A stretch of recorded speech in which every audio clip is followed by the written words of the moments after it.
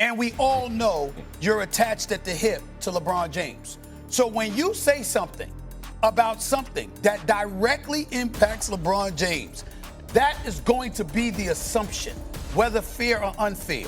And Rich Paul is entirely too smart not to know that. Austin Reaves is a teammate of LeBron James who has ascended and is averaging 26 a game. LeBron James tried to put distance between himself and Rich Paul after comments surfaced about trading Austin Reaves, and he did it fast.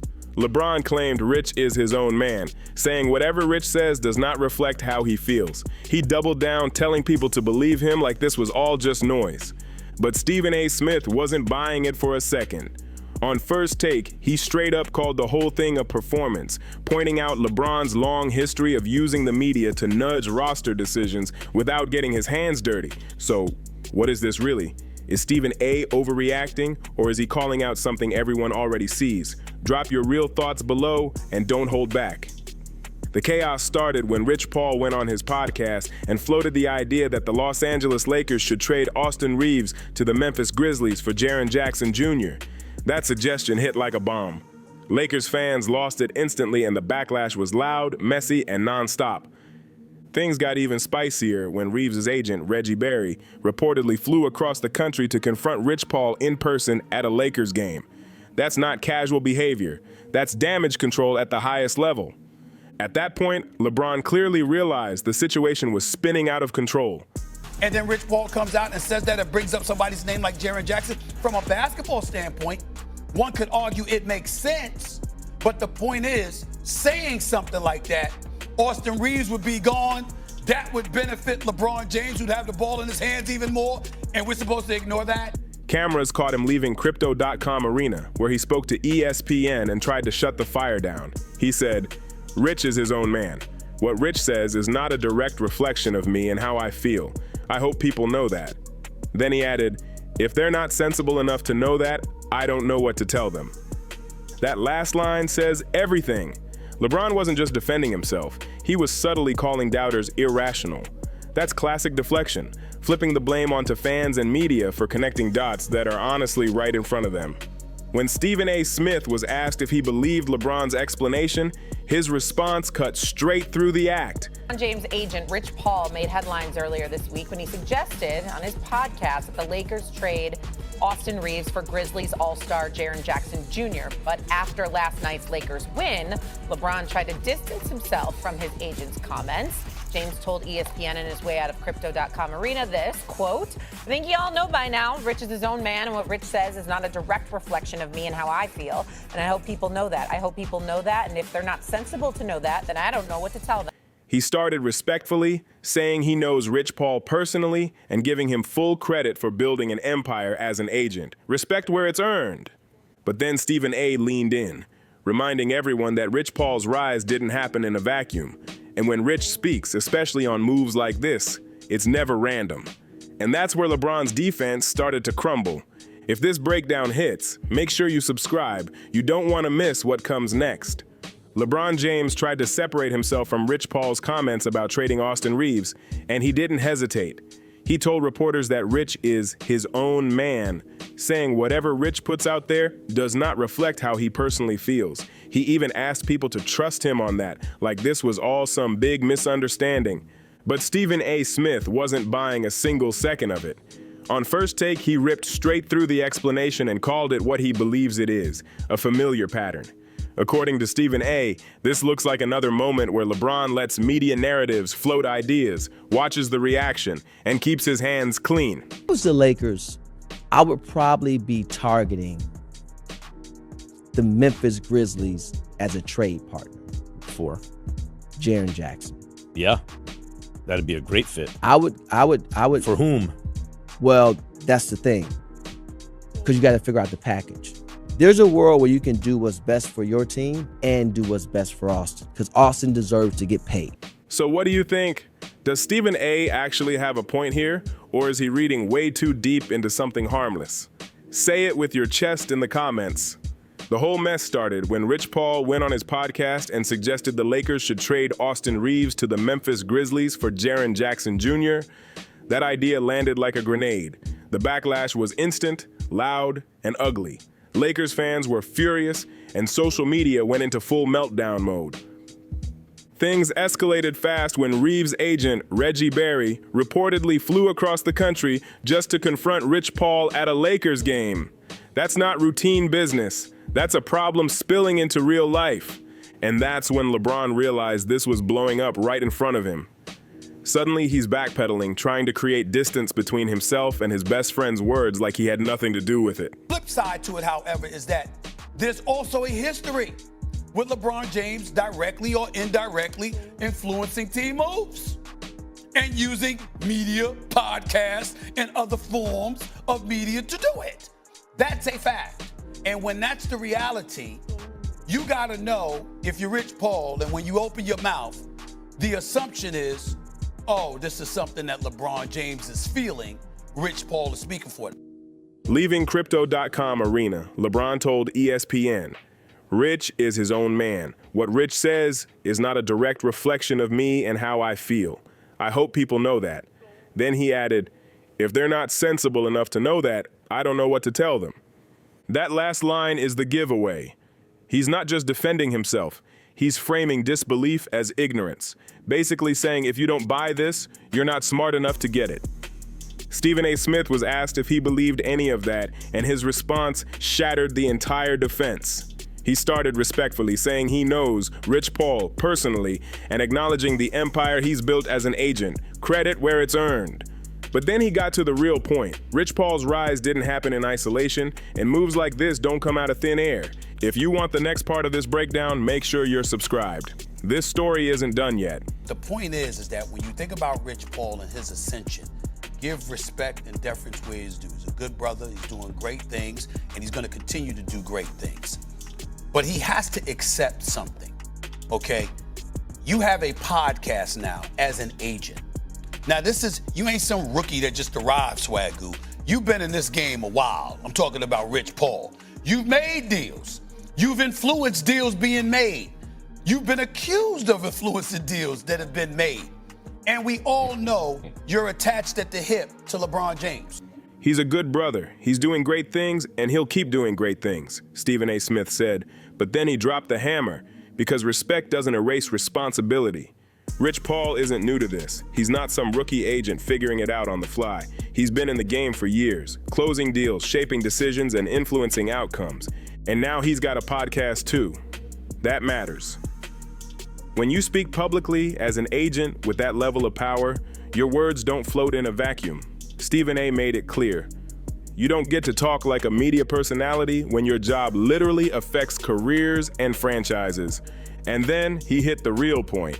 Rich Paul is attached at the hip to LeBron James. That's not an insult. That's reality. His power comes from representing LeBron. His credibility comes from being LeBron's closest confidant. His influence exists because of that relationship. You can't leverage that connection for status, access, and authority, then turn around and say, this has nothing to do with LeBron, when things get uncomfortable. That's the contradiction Stephen A. exposed. Not enough who commented on what you said actually watched the clip, even the full clip. Right, including my man Reg, who happens to be Austin's agent. We talked, this is my guy. I mean, I've known him for 20 years. He said when Rich Paul speaks on something that directly impacts LeBron James, a teammate, a roster move, a title push, people are always going to connect it back to LeBron. Fair or unfair, that's how this works. And Rich Paul is way too smart not to know that.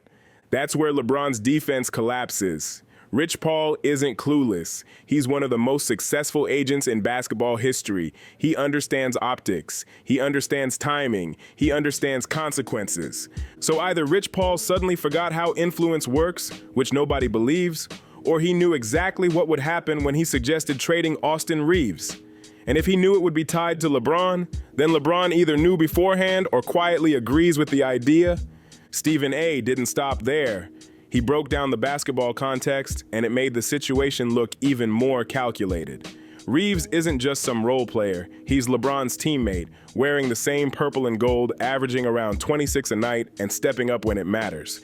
And remember this, LeBron picked up his player option, over $52 million. No long-term commitment, no future guarantees. A lot of people thought this might be his final run in LA. So if you're going all in, if you're chasing one last push, if you're trying to maximize right now, that's the motive right there. LeBron picked up his player option for what looks like his final year with the Lakers, and the goal is obvious. One last real championship push. There's no long-term patience here, no future planning. It's all about right now. Austin Reaves has been hooping, no question. When healthy, he's putting up around 26 points a game, stepping into a bigger role and proving he can carry offense. But here's the problem. He's also due for a big contract extension, and that money tightens the Lakers' flexibility fast. From LeBron's short-term mindset, trading Reaves now for a defensive force like Jaren Jackson Jr. suddenly starts to look logical, not emotional, strategic. Stephen A. Smith broke it down clean. You look at the Lakers and ask the hard questions. Are they beating Denver? Probably not. Are they beating OKC? Doubtful. Are they getting past San Antonio? That's not guaranteed either. So what's the move? How do you close that gap? Then Rich Paul casually throws out Jaren Jackson Jr.'s name on a podcast, and we're supposed to act like that's nothing. Come on! From a pure basketball angle, someone could argue it makes sense. But saying it out loud changes everything. The moment that suggestion is made, Austin Reaves' name is basically packed in a suitcase. And let's be honest about who benefits. Reaves gone means fewer touches taken away. LeBron controls the ball even more. A defensive anchor comes in to help mask LeBron's defensive decline. Cap flexibility stays aligned with LeBron's timeline. That's why the denial sounds ridiculous. The trade directly benefits LeBron James in every possible way. It removes a rising, ball-dominant teammate and replaces him with a piece that covers LeBron's weaknesses. Stephen A. even acknowledged the technical truth. LeBron might not be lying. Rich Paul can be his own man. He has his own thoughts, his own opinions. Respect that. But then comes the reality check. There is a long documented history of LeBron James directly or indirectly influencing roster moves, using interviews, podcasts, and media narratives to float ideas without officially owning them. That's the part nobody can ignore. And that's why this whole thing doesn't pass the smell test. That's the part nobody can argue with. The history is undeniable. LeBron James has spent his entire career influencing roster decisions through back channels and media messaging. Cleveland, Miami, back to Cleveland, and now Los Angeles. The pattern never changes. Different teams, same strategy. So when LeBron's best friend and agent publicly suggests a trade that clearly benefits LeBron, people are naturally going to connect the dots. Not because they're reaching, but because history backs it up every single time. Stephen A. Smith summed it up perfectly. When that's the reality, Rich Paul has to understand how this plays. The moment Rich opens his mouth, the assumption becomes, oh, this is how LeBron James feels. That's not speculation. That's the logical conclusion. Stephen A. even made it clear he's not accusing Rich Paul of lying. He said flat out, I know Rich Paul well enough to know he speaks for himself. Respect given. But then came the truth that matters. He also knows how closely Rich is tied to LeBron, how loyal he is, and how he will ride for LeBron every single day. And that attachment is the real issue. Loyalty is great in friendship. Ride or die is admirable. But it becomes a problem when you're also acting like a media voice, casually floating roster changes that impact your best friend's legacy. You can't separate those roles when they're this deeply intertwined. You just can't. Stephen A. drove the point home hard. He said LeBron might actually be telling the truth. Rich Paul could have spoken independently. But here's the reality. Almost nobody is going to believe that Rich Paul said something like this without LeBron knowing, discussing it, or at least sharing the sentiment. That belief just doesn't fly in the real world, not with this history. Then Stephen A.'s co-host jumped in with the perfect analogy. He said when people live in the same house and someone from that house starts talking about changing the house, everyone assumes the house talked about it first. That's common sense. That's how people think. And that's why this whole situation keeps falling apart the more you look at it. That's not some unfair leap. That's guilt by association. And in this case, it's completely reasonable. Given the relationship between Rich Paul and LeBron, the assumption makes total sense. The analogy works because it reflects how people actually think in the real world. When your best friend, who also happens to be your agent and who also represents multiple Lakers players, suggests trading a teammate, nobody is crazy for assuming you're involved. That's not bias, that's logic built on history and proximity. Swagu jumped in and made the situation look even more suspicious by pointing out the basketball logic. Look at where LeBron is in his career. Look at what J.J. Redick has been publicly saying all season about the Lakers. Redick has repeatedly called out the team's defensive issues. The numbers back it up. The Lakers are near the bottom of the league in opponent three-point percentage. They struggle to guard the perimeter. They need serious help on defense. Now look at Jaren Jackson Jr., a former Defensive Player of the Year, one of the best rim protectors in the league, a guy who directly fixes the exact problem the coaching staff has been talking about all year. So Rich Paul's suggestion just happens to align perfectly with the Lakers' biggest weakness. It matches what the coaches are saying, what the numbers show, and what would extend LeBron's championship window. And we're supposed to believe LeBron had nothing to do with that idea? Please? Stephen A. Smith then brought up an even more uncomfortable angle. He said there are plenty of people around the league, especially in agent circles, who believe agents like Rich Paul shouldn't even have podcasts.